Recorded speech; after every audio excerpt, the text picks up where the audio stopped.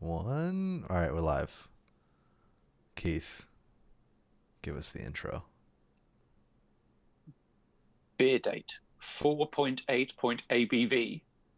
The Beerumverate left Hideo Kojimaville and is off to the multi-nebula, to the world of hops. You wanted me to keep a straight face. And it only lasted that long. I was able to do it until the silence. Yeah, so we're back. A special Beerversary episode, which is quite possibly about 2 months too late. Yeah. Because in true Beerumverate style, we totally forgot that we'd actually been doing this for a year. And props to my wife. It was actually my wife who said, do you guys realize that you've been doing this for over a year? So, have we? So she reminded us that we'd been doing this for a while. And Matt and I thought it would be good, just the two of us, to pop back in our episode 1 of the Beerumverate and just shoot the shit for a bit. So I thought we'd start off, Matt, with any thoughts on the Beerumverate, how it's gone over the last year and a bit. Way better. Since you're being the technical department. Way better than I initially thought it was going to go. So, like, when we first started, I was using Discord to get the audio and the video for us, and Discord kept crashing my fucking computer.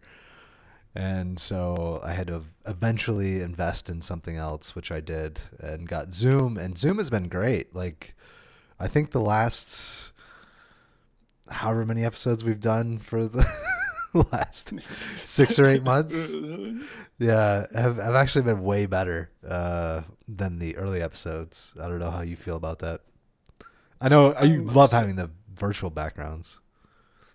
Yeah, the virtual backgrounds has been fun. I do kind of have a slight pang of nostalgia, however, for some of the earlier ones with the big black backgrounds with the white and the pillars and everything. Yeah. So there were a couple of episodes I do particularly like. Episode 1, I think, was fabulous. I mean, we were just starting out, but episode 1, video games. What was it? Used game sales ruining the games industry. Yeah. That was a quality one. I mean, why haven't we been picked up by a major publication? I just don't know. Well, there is Sifted. So originally, when we started off, we weren't curated. Yeah. Part of that, I guess, was me just not being lazy. Well, not being lazy, just not wanting to promote, not wanting to do self promotion. And then we bugged Vincent from Sifted enough times that he picked it up and was like, and then he messaged me after the fact. He's like, "You can just curate this. Why are you even bothering me?" You know. But it was nice to know that somebody else on the Sifted team was like, "Yeah, it's worthy of being in the feed for everybody." So I thought that was. At least cool. We do it regularly. It's not like that. What was that? That other. What was that other podcast? Yeah, that other podcast. One, the inferior one that comes out randomly. And there's some Canadian guy on it, and some guy from the UK. I'm sure the guy from who sounds American is actually Canadian. It's from nearly Canada. Nearly Canada. But yeah, I've thoroughly enjoyed my time doing this. Another episode of mine that I really liked was you and I doing the review of the Game Awards last year. Yeah, that was a good one. I mean, how Keeley, with all of his money and all of his influence, couldn't afford socks. It's just, I don't know. Unless his socks were so thin and made of silk that they appeared to be see-through. You could get away with that. I would give him some lenience. I think one of my favorite episodes that we've ever done is the #TheCraft review. I think that may have been the first episode that I did the quote unquote hashtag thing. which was a joke originally. I didn't Yeah. I didn't expect it to continue on, but it just seems to be like every episode is just hashtag something now, which I love. But yeah, that Okay. video is still my my like promoted video on YouTube for the channel. The craft review. The craft review, yeah. Hashtag the craft review. The one that I really enjoyed went on for quite a while as well is the E3 wrap up. So yeah, so the E3 special that we did, I went through all of the analytics on YouTube, and that is the second most watched video that we have. Other than the one with Shane. Yes, the one with Shane is like far exceeded anything else that we've ever done, but the E3 one is a kind of a close second, I guess. Yeah, we probably should say that the one with Shane was really good as well. Since we got a massive bump from him being in. And also it's really good to talk to someone who actually knows what they're talking about. Yeah. So yeah, it was really good fun to have him on. Thanks to him very much so for actually. I think in the case of Mitch was buying his time, but if he didn't want to do it, he wouldn't have done it. True. Yeah. So thank you very much, Mr. Satterfield. Right, Matt. Do you have anything else you'd like to say about the show? We've not mentioned Evan yet, who was originally meant to be kind of part of the original trifecta, I think I called ourselves, but with time zones, it's just been an absolute bastard to try and figure out. Well, not only time zones, I know that he was going through some personal shit when we first started this, and that sort of prevented him from like fully investing his time. But he has been there for us throughout the Beerumverate, which I thought was cool. Like the first couple episodes that we did, it was I had the time, I had all the free time out of everybody, and I was like, all right, I'm gonna do it with Keith, and then 4 hours later I'm gonna do it with Evan, and then I don't know if you remember that. We went back and forth for like a couple episodes with like 2 videos a day. So there was that. But yeah, I mean, I don't know. It's been good. This has been an excuse for me to get drunk on the internet and talk with friends about video games, and yeah, I can't. So I can't complain. To say thanks to Liam, Joe Reed, Big Seven. Thanks to Mike's Q. Yeah. Thanks to Michael Raphael. Who else have we had on? Well, Mitch, we've mentioned. Evan.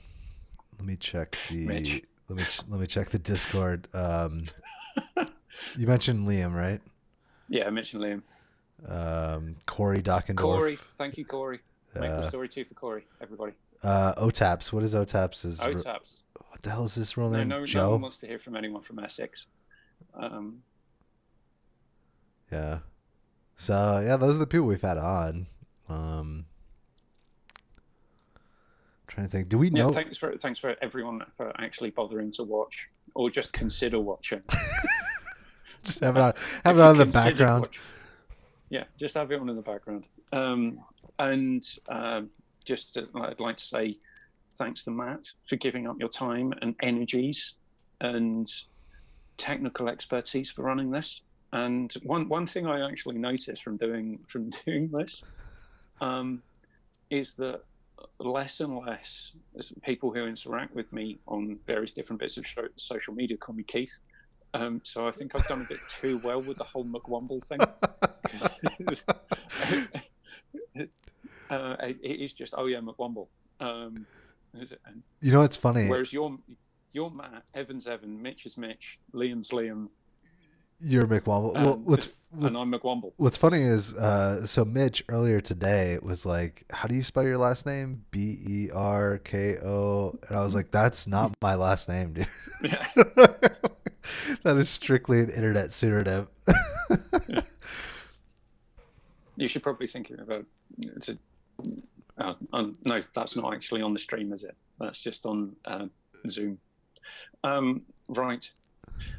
We thought we'd do small amount of a Trekistode. Yeah. Well, we're both huge Trekkies. Yeah. And I use that term affectionately. I know some people prefer Trekker. Oh, piss. I've been to the conventions. I've got the old school Toss uniform. I've gained a bit too much weight to wear it these days, but I do have it in the closet. I like Trekkie, so I like that term. Right. Do we want? I know your favorite is Voyager. Oh, Star Trek series? Yeah. Yeah. Yeah, Voyager is probably my favorite. Just how different it was from the rest of the Brandon Braga and nice. I like that. um, who's Thanks to Zoom. Thanks, Zoom. right? I'm blocking out Chakotay and Janeway. What about you? What is your favorite series or movie or whatever? Probably Next Generation. Okay, that's Right, fair. can we get into something, because we're going to do probably another episode on this, because we don't have time to get through anything. But one, focusing on Voyager for a moment. Sure. I kind of cut in and out with some of the series, or seasons as you would call them. Right. Seasons for me are spring, summer, Right. autumn, not fall, Right. and winter. But the last, the 4 episodes of the last series, which I think was series 7. Yeah. Absolutely brilliant. How they drew all of that narrative together to end basically Star Trek in a coherent and fulfilling way. It was absolutely brilliant. You're talking about like the transwarp conduits and Janeway from the future and all that stuff. Yeah. I thought it was good. And you have Admiral Janeway shows up in Nemesis, the movie, as like a cameo, I guess. Quick Star Trek fact: Tuvok, the actor, Yes. also appears as a human science officer in oh Christ, what was the Star Trek movie with where there was crossover between the original series and Next Generation? Generations. Star Trek Generations. He appears as a human science officer on the Enterprise too.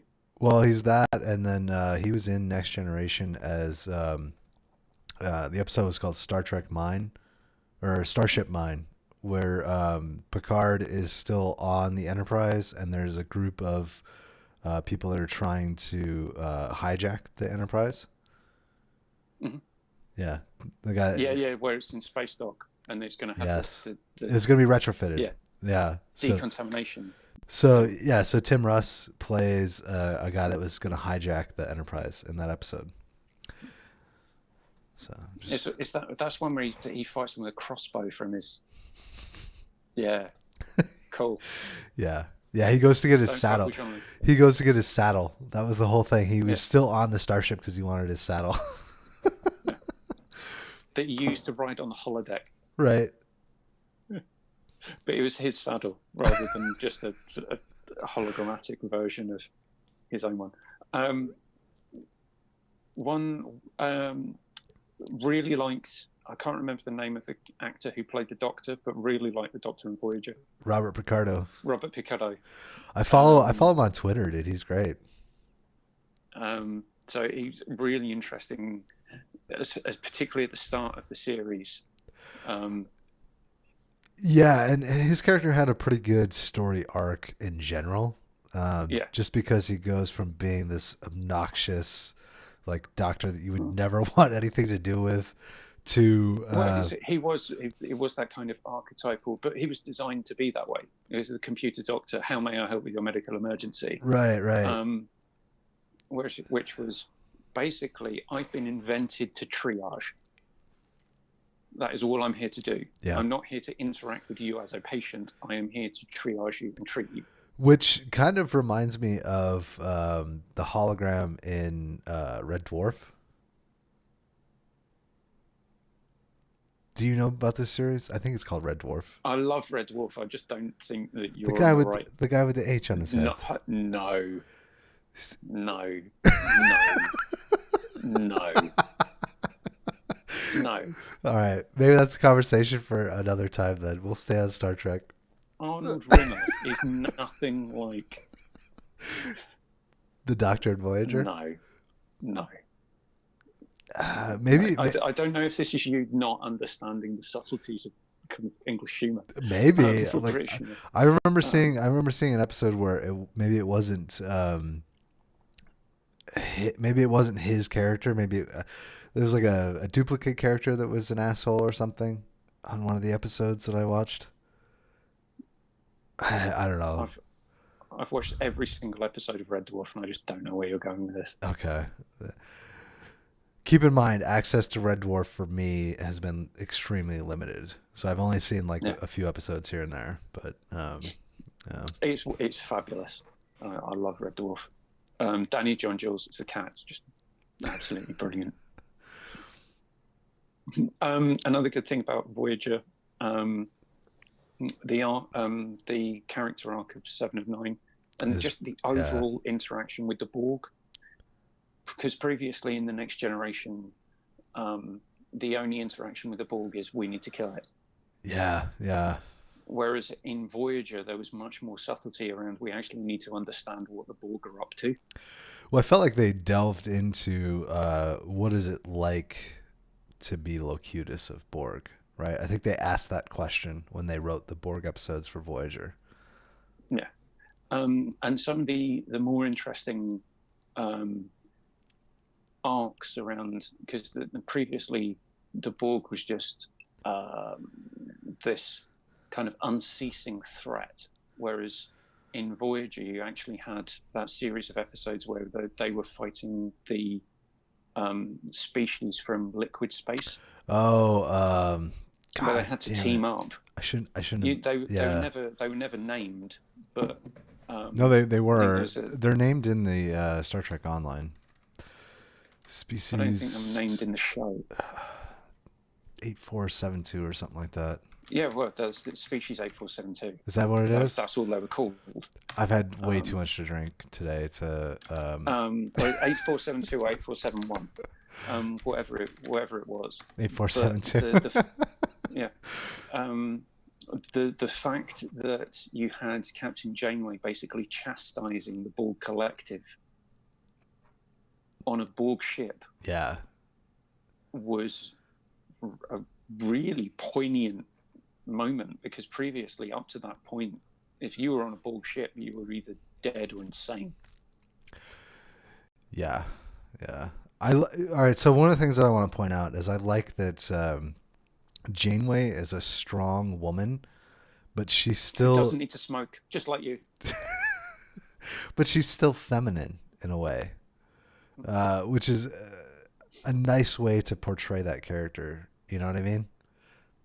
Oh, she's a woman, but you genuinely would not want to fuck with her. Oh, absolutely. Yeah, no. Which is why I don't really care about. I care less about the gender of characters in Star Trek and more about how well they're written. And she is a particularly well written character. Yeah. And being captain as well is. Because that was another poignant moment, because she was the first female starship captain portrayed in a specific series. You'd had other ones who were just captain of the USS Dispensable. Right, the USS Ship of the Week. Yeah. Whereas she was well-rounded, strongly written, principled captain. The fact that she was a woman was less relevant to me, but I thought it was poignant in the fact that she was there at the forefront of this new series of this show. And quite a burden to bear too, to be the captain of a ship that has to get back home over, however many thousands of light years, to be alone and to have, this crew that you have to shepherd back to, recognizable space is kind of Yeah, crazy. and I think the writers did a really good job of on and off her having to shoulder that burden. Yeah, absolutely. All right, so Next Generation's your favorite series. You're talking a lot about Voyager. This must be Yeah. like the second favorite series for you then. Yeah, can we talk about one of the Link characters? He's quite possibly one of the best and simultaneously worst characters in all of Star Trek. Yes, who is it? Please hold. Q. He's probably my favorite character overall, dude. Q is brilliant and also crap. I love John Delancey. He does. Yeah, It's. I don't think that you could have Q with another actor and have the same impact. well, he did. The Because child. they're all Q. Oh, If you remember in Voyager, they meet the other Q, who's also called Q, right.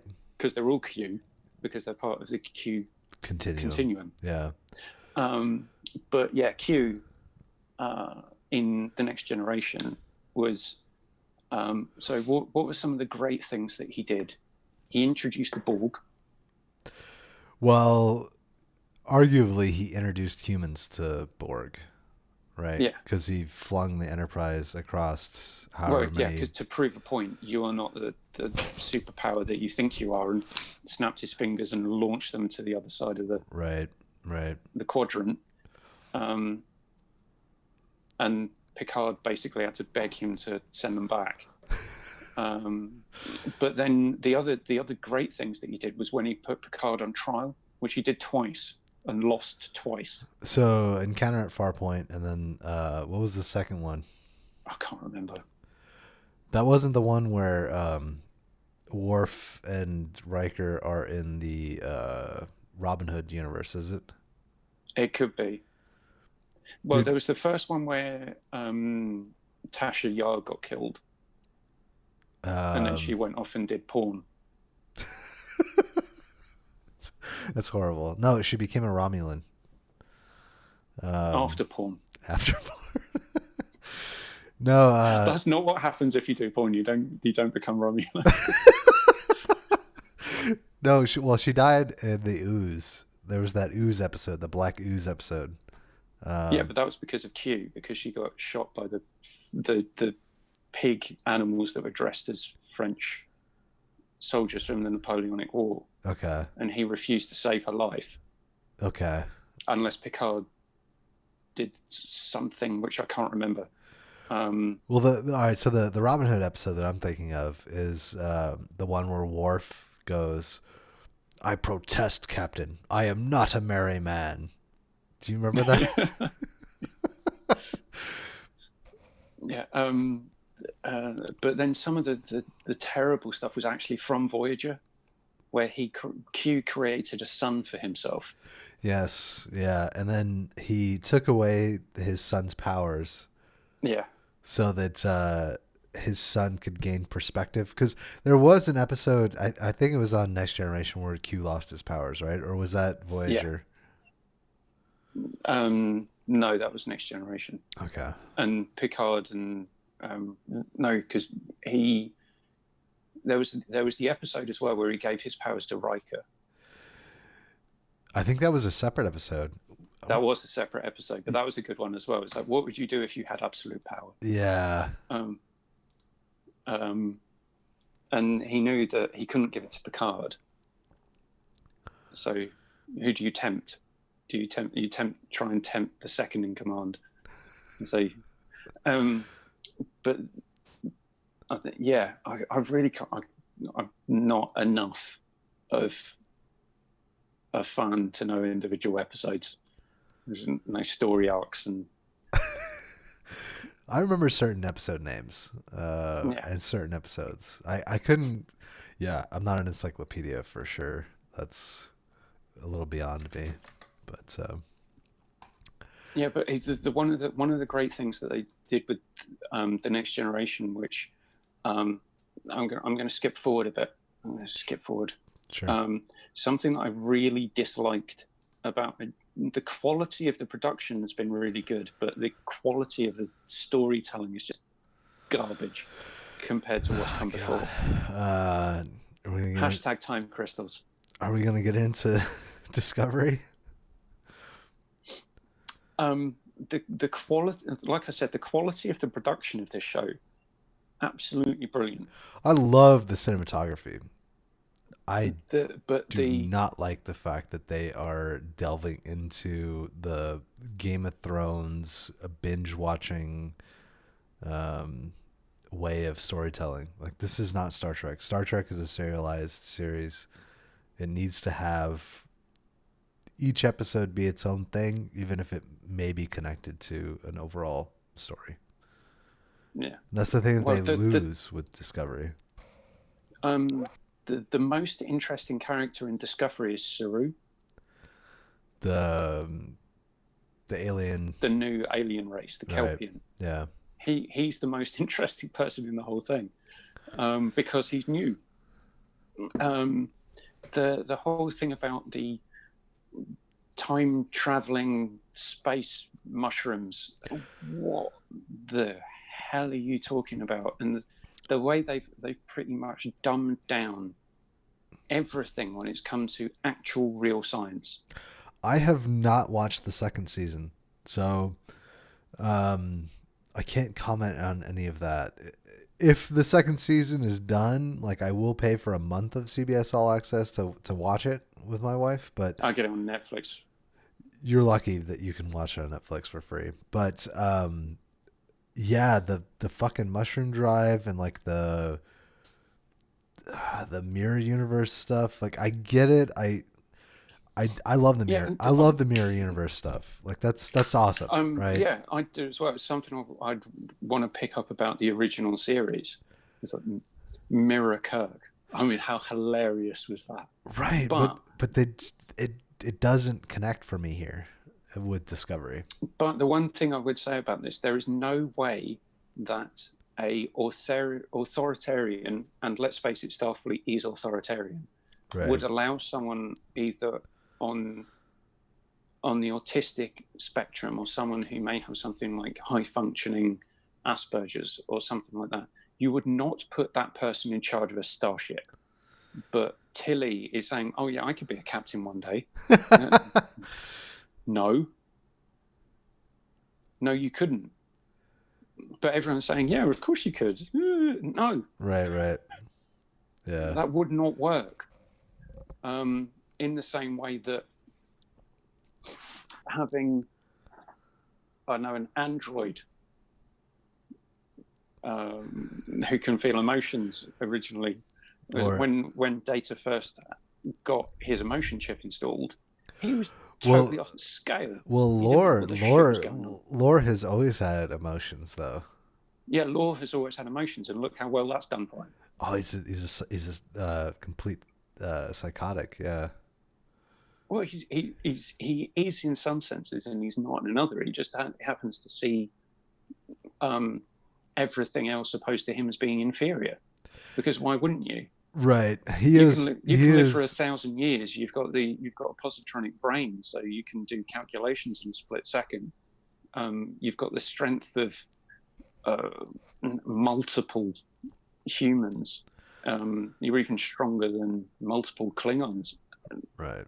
And so why wouldn't you see other people as being inferior? But that's because he hasn't had the opportunity to live amongst people like Data did.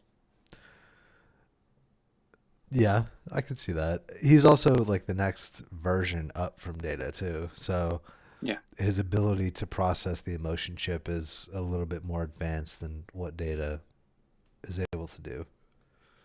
Yeah. And he does, when he's scanning for life forms, he doesn't do it in the form of song. Yeah. All right. Do we want to get into video games? Star Trek video games? Why would we? Other than I played about a bit of Star Trek Online, but the most time I spent with something on Star Trek was one of the old point and click ones from the 25th anniversary and Judgment Rights. Yeah. Yeah. I'm surprised. You haven't played some of the ones that I mentioned or that I put in the Google Doc? You put stuff in Google? Yeah, I did. Yeah. Starfleet Academy, Starship Bridge Simulator on Super Nintendo. No. Star Trek Away Team on Windows. Voyager Elite Force on PS2. No. Didn't play any of that. I think that's funny. No. No. The only ones I played were the old point and click ones and a bit of Star Trek Online, which was the third person elements of Star Trek Online. Oh my god, they're bad. If you were on that away team, you'd be dead faster than you can say. Right. I'm a red shirt. Let's just carry on talking about TV shows. We should do that. Yeah. So, favorite villains. Ooh, I like the Predator race from Voyager, the ones that stalk. Oh yeah, very cool. The ones that coordinate, and yes, they were the ones who were hired by was it the Symposium? Were they called? I don't remember off the top of my head. So they were hired by the gang of thinkers to get Seven of Nine to join them. Yes, yeah. I think my favorite villains would be Tribbles. Because they don't pose any real threat other than reproduction. Yeah, but they're unthinking, they're unceasing, they're unrelenting, and they're unstoppable. And you'd have to commit basically genocide, triple genocide to get rid of them. Yeah, that's fair. What let's see. Other favorite time traveling episode. Favorite time travel. I mean, there's the last 2 episodes of Next Generation, right? You're wrong. What's yours? What's your favorite time travel? The best time traveling episode was Deep Space Nine, going back to the original series. Where they have that wasn't bad. Although there was some cop out shit because Worf is like, everybody's like, well, why don't the Klingons look like you? And he's like, it's too complicated. I don't want to talk about it. Yeah, it's too complicated. I don't want to talk about it. I thought that was hilarious. I like the way they did it, like with the cinematography, and they like melded it with that old episode. Yeah, that was kind of cool. Which I think was the trouble with Tribbles. Yeah, it was. Yeah. What about In a Mirror Darkly, the Enterprise 2-parter? I don't think I ever watched Enterprise. No, are you serious? No. Yeah, I never watched Enterprise. I might have watched a couple of episodes, but I didn't enjoy it. Okay, so season 4 of Star Trek Enterprise, there is a 2-part episode called In a Mirror Darkly, and it takes place. I'd rather watch Quantum Leap. No. You really need to watch this. So it takes place entirely in the Mirror universe. All right, and it bridges the Mirror universe with the Tholian web. So. If you remember the Tholian web from the original series, there's the Constitution class starship that gets sucked in and we have no idea what happened to it. Well, in A Mirror Darkly, what has happened is that Constitution class starship has disappeared to the Mirror universe and gone back in time. So then Archer and his crew in the Mirror universe, as the crazy assholes of with the dagger and all that stuff, like with that authoritarian that aspect, they seize control of this Constitution starship and then take over. It's really good. It's a really good 2-parter. Okay, I'll have to dig that out as a recommendation. Talking of DS9, did you actually like DS9? I did. I like DS9. Yeah. I thought some of the episodes were quite slow. It's hard to get into because of all of the Star Trek series, DS9 does more to do the overall story than any of the other Mm. ones. I feel like it has more of the long Um, con with the the Dominion, right. who I also think are really good Yeah, they're villain. definitely good villains. And one of my favourite episodes of that is where Worf is fighting them. They're trapped on a Dominion planet in a Dominion prison, and they're using Worf to train Dominion soldiers. And he's fighting them day after day after day. Those Yes. are very, very good. I think, and that's a couple of episodes as well. Then there's do you remember the episode where O'Brien is on that prison planet? Yeah. Dude, that one's really good too for DS9. And Mm. just like him coming back to DS9, you're like, how is he the same person? He's not. Yeah. He's definitely changed after that. Yeah. And again, some of the characters in DS9, the story, the characters across pretty much all of the Star Trek series have got really well drawn out character arcs. Yeah, I would say that. And barring Discovery. Well, I mean, Discovery's still only 2 seasons in or 2 series in. They have the potential to really get some good character arcs over time. I just don't know if I can invest that much time watching it because it's so bad right now. Some of what's going on, they do delve into elements that I think you'd find interesting. Season 2 is definitely worth watching. I don't think it's worth you paying for it if you're not paying for a service where you can watch it Right. anyway.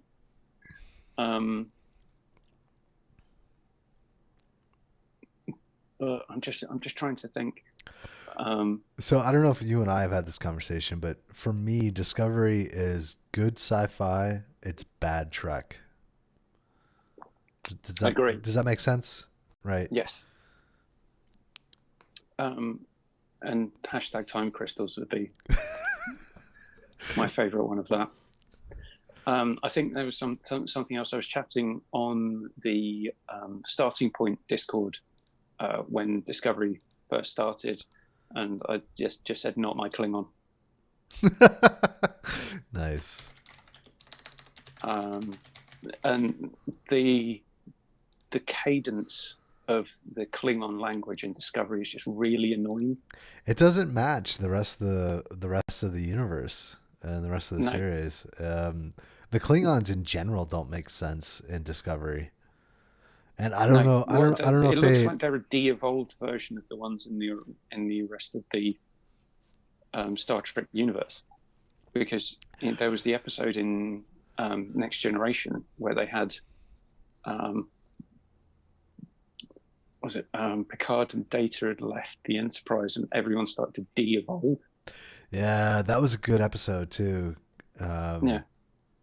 I feel like the Klingons were Worf was de-evolving into a lizard. Yeah. So I think they've taken, whoever did Discovery has watched that episode and thought, oh yeah, let's make them lizard people. That's a good point. Yeah. Yeah. So yeah, to me they look like a de-evolved version of Klingons from the rest of the Star Trek universe. Well, they did do that. All right, so they did do that arc with I don't remember what the fuck his name was, but the one character that was the like the genetically modified Klingon that looked human. Right. Yeah. So they've kind of explained how the Klingons in the original series are human or whatever, or they could lead up to that, I guess, with Discovery, of them being, looking like humans and then somehow connecting it to, Next Generation and beyond with them having, the face ridges and stuff. That's a possibility, but I don't know. There's just not enough. there's not enough from what I know about the Klingons Mm. to make it relatable. I guess I don't know how else to describe that. No. Yeah, that's the whole weird. It's Yeah. can we just state right now it's Kalis, not Kalish. Yeah, it's Kalas. Yeah, it's not pronounced the way that they pronounce it in Discovery. Kalas. Exactly. It's like someone's got something stuck to the roof of their mouth the whole time. Yeah. Kalas. Yeah, yeah. Whoa. It's Well, they've obviously tried to do something new, and it's just not worked. Or in my opinion, anyway. well for both of us it's not very good. It's worth watching. Not my Klingon. I like that hashtag. Not my Klingon. Yeah. Yeah. I'm just trying to think of some of the other things that Star Trek did that other sci-fi shows have kind of pinched. Well, I mean, the overall, dude, is the vision of the future that Roddenberry had is so much more bright for humanity than anything else that I've ever experienced, which is part of the reason that I love Star Trek. Well, there was the joke that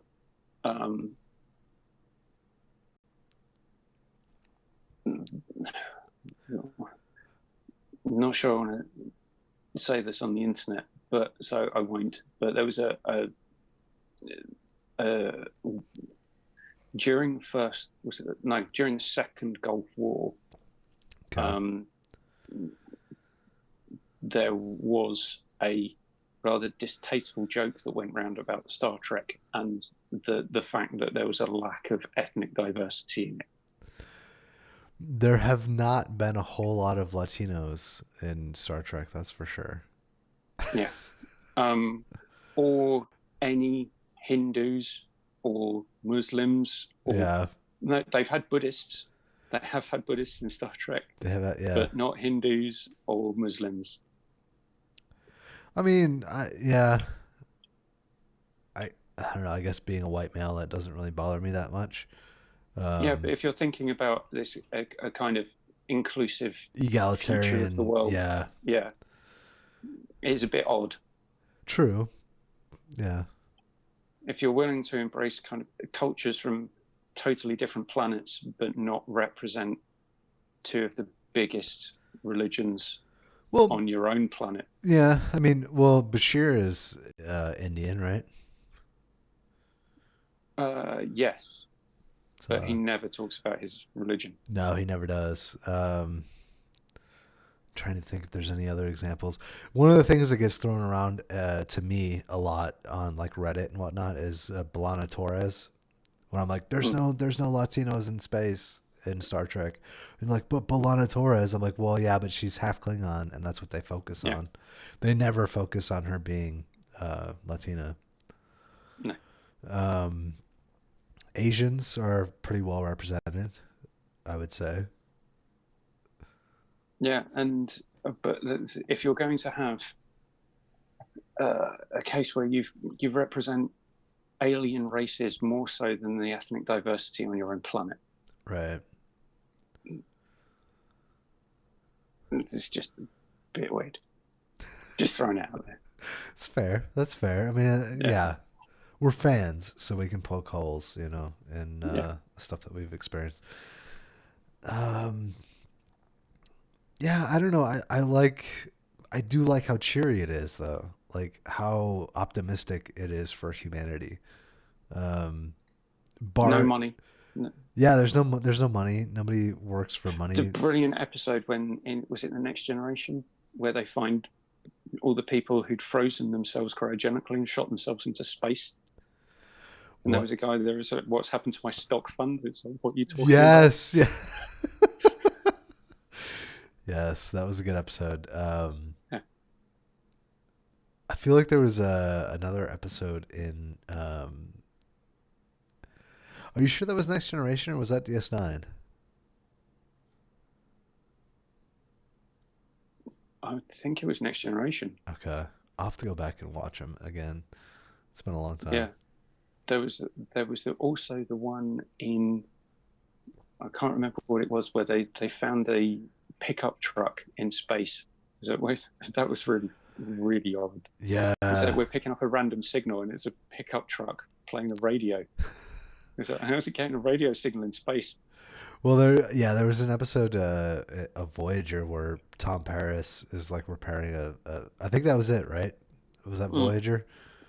Yeah, it was Voyager. Yeah, and Tom Paris is like, well, this is what this is. This is an internal combustion engine, and this is how this works.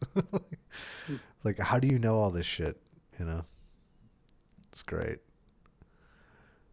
I actually really like Tom Paris's character, and shout out to Next Generation, Wesley in Starfleet Academy, because Tom Paris, the guy that plays Tom Paris, is a character in. He's the character that gets Wesley in trouble in that episode. Oh, for doing the starburst. Yes, it's the same actor. Oh, continuity, brilliant, love it. Yeah. So except for Tuvok appearing in umpteen different versions of Star Trek, they're actually really good on continuity. Yeah. I want to say that there was another guy that played like a Ferengi and then something else.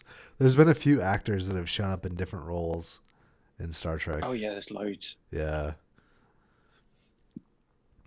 I was going to mention something and it's totally slipped my mind. Oh, balls. It'll come back to me. All right. Fair enough.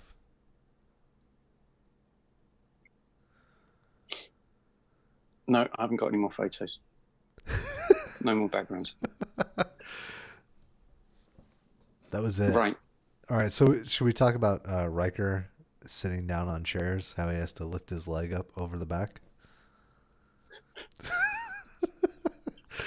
There are YouTube videos that are just nothing but that clip, just like spliced together. Just Riker just leg over the back of the chair. I'd rather talk about how excited are you or not for Picard? I'm excited for it. I'm not as excited as I would be because of Discovery. And that should be a fair assessment, right? Because they've kind of fucked it up with Discovery, so like I'm a little reserved about how well Picard's going to be. I think the fan service in Picard is going to be so much better. Well, I mean, I've seen pictures 7 and 9, and you know. Yeah, Jerry Ryan's in it. She's actually going to be in it. She's not just doing a cameo appearance. Okay, all right, which is cool. I like her character. Yeah, if I was going to go on a dangerous space mission, I'd be taking Data and 7 and 9 with me. Oh yeah, totally, yeah. And Geordie. We haven't talked about Geordie. We have not talked about Quality Geordie. character. Roots. Yeah, I follow LeVar Burton on Twitter too. I like his character arc. The episodes with him obsessing over the hologram female was kind of weird though. Yeah. Do you remember that? Oh, tell you a continuity, brilliant character, Barclay. Oh, Barclay's great, dude.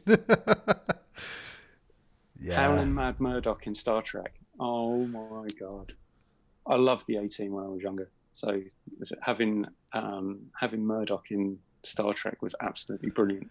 And to be this weaselly, like non-social character is Well, again, he's going to be on the spectrum of autism somewhere. Probably, yeah.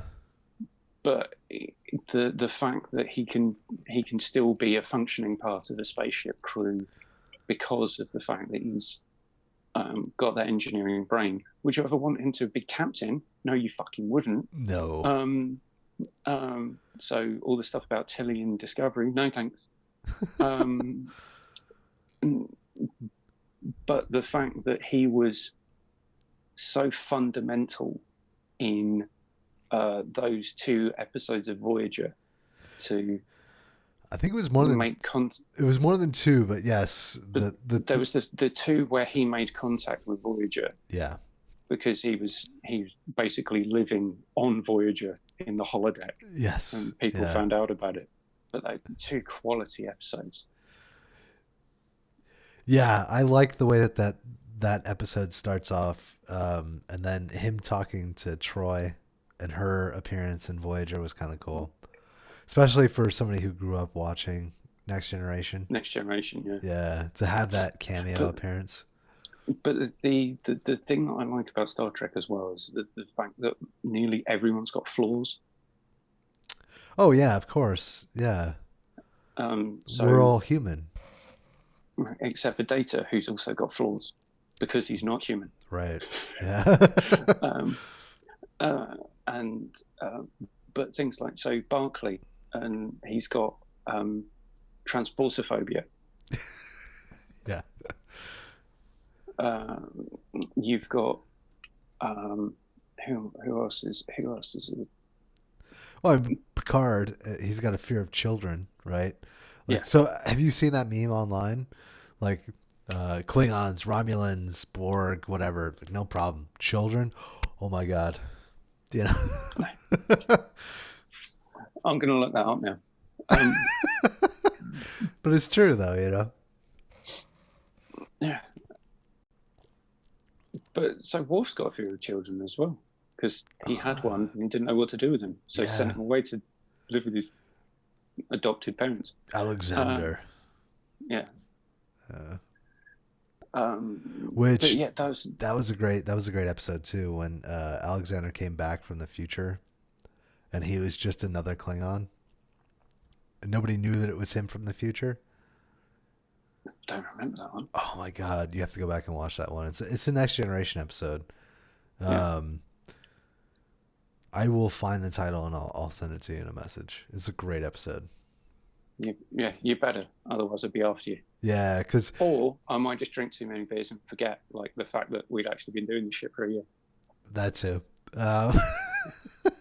No, but Alexander comes back as a Klingon from the future and teaches Worf what it's like to be a Klingon, which is even crazier because, you know, Alexander is half Klingon, doesn't want to be a Klingon, you know, hates the fact that that's a part of his nature, you know what I mean, as a child.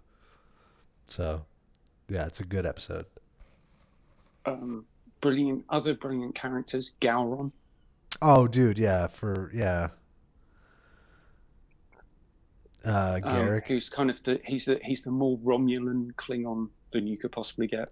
Yeah, but then Garrick too from Deep Space Nine, the fucking Taylor, brilliant character. Yeah, he's the more Romulan Cardassian. They should be Kardashians. Yeah.